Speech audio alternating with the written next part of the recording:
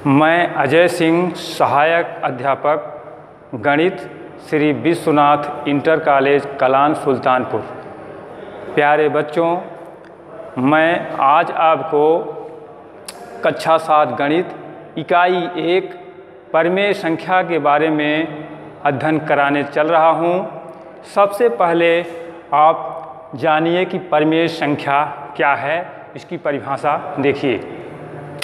ऐसी संख्याएं जिनको हम p/q के रूप अर्थात भिन्न के रूप में व्यक्त कर सकें, जहां p और q पूर्णांक हैं तथा q does not equal to 0, यानी q का मान शून्य नहीं हो सकता, परिमेय संख्याएं कहलाती हैं।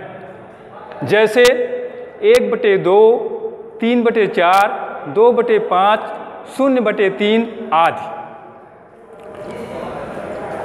इसके बाद हम आपको प्राकृतिक संख्या के बारे में बताएंगे, जिनकी सहायता से हम वस्तुओं की गणना करते हैं, प्राकृतिक संख्याएं कहलाती हैं।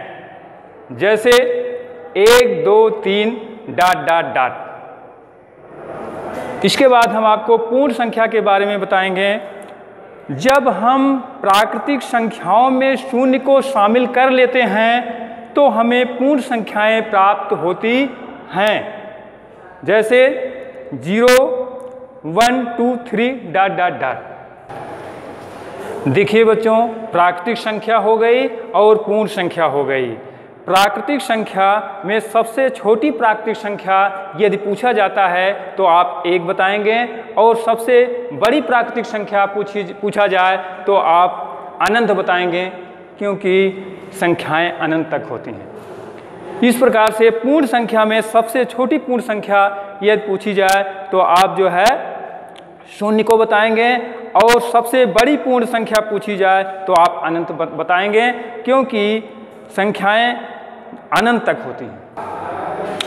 देखिए बच्चों, आप परिमेय संख्या, प्राकृतिक संख्या और पूर्ण संख्या तीनों के बारे में जानकारी ले चुके हैं। अब हम आगे बच्चों अगली पॉइंट है धनात्मक। बच्चों अगला पॉइंट है धनात्मक परिमेय संख्या। इसके बारे में आप जानिए। यदि p/q का मान धनात्मक आए तो परिमेय संख्या धनात्मक परिमेय संख्या कहलाती है। जैसे 1/2, 3/5, 2/7, 3/8, इस तरह से बहुत सी भिन्नों को हम बता सकते हैं। देखिए बच्चों, आगे है ऋणात्मक परिमेय संख्या। यदि p/q का मान ऋणात्मक आए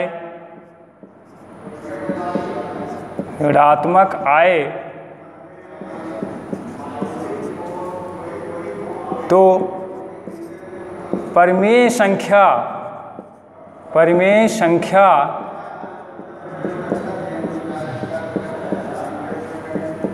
ऋणात्मक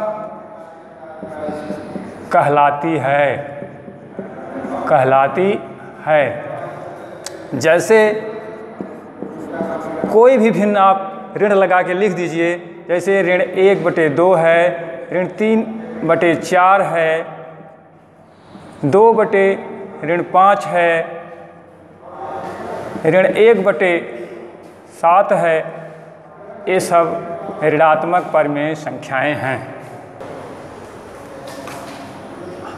अगली पॉइंट है बच्चों समतुल्य परिमेय संख्या।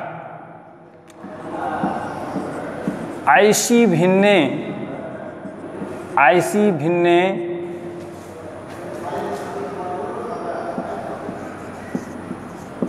जिनको सरल करने पर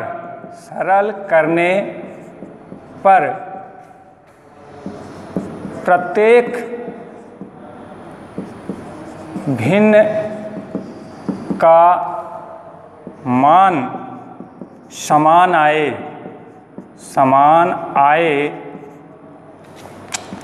समतुल्य परिमेय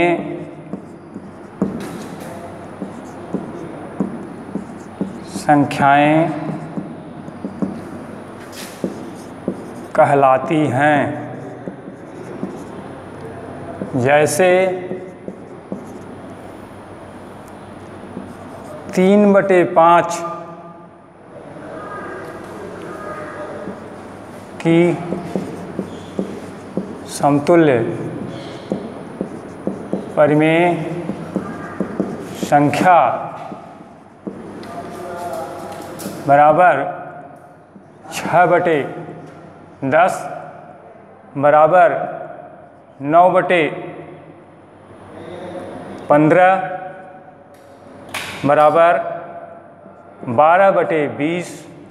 इस तरह से किसी भी समतुल्य परिमेय संख्या के बराबर अगली परिमेय संख्या मुझे प्राप्त करनी है, तो हम उसके अंश और हर में एक ही संख्या का गुणा कर देते हैं, क्योंकि किसी भी भिन्न में अंश और हर में एक ही संख्या से गुणा करने पर उसके मान पर कोई प्रभाव नहीं पड़ता। बच्चों, अगली पॉइंट है परिमेय संख्याओं का आरोही क्रम। इसकी परिभाषा क्या है? देखिए, परिमेय संख्याओं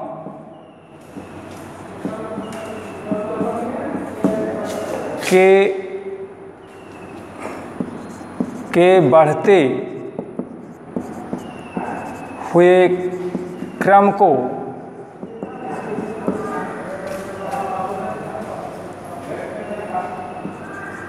आरोही क्रम कहते हैं। यानी संख्याओं के बढ़ते हुए क्रम को हम आरोही क्रम कहते हैं। जैसे 1 2 3 4 ये बढ़ता हुआ क्रम है।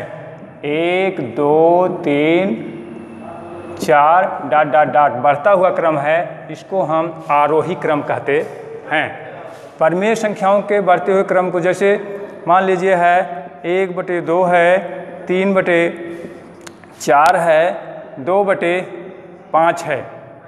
इसको आरोही क्रम में लिखना है का आरोही क्रम बराबर, सबसे पहले हम निकालेंगे इसमें जो है हर का लघुत्तम निकालेंगे। तो देखिए बच्चों, 1/2, 3/4, 2/5 का आरोही क्रम प्राप्त करने के लिए सबसे पहली भिन्न हमारी 1/2 है, दूसरी भिन्न 3/4 है, तीसरी भिन्न 2/5 है। सबसे पहले हम इसके तीनों भिन्नों के हर का हम लघुत्तम समापवर्तक निकालेंगे। तो 2, 4 और 5 का लघुत्तम समापवर्तक 20 होगा।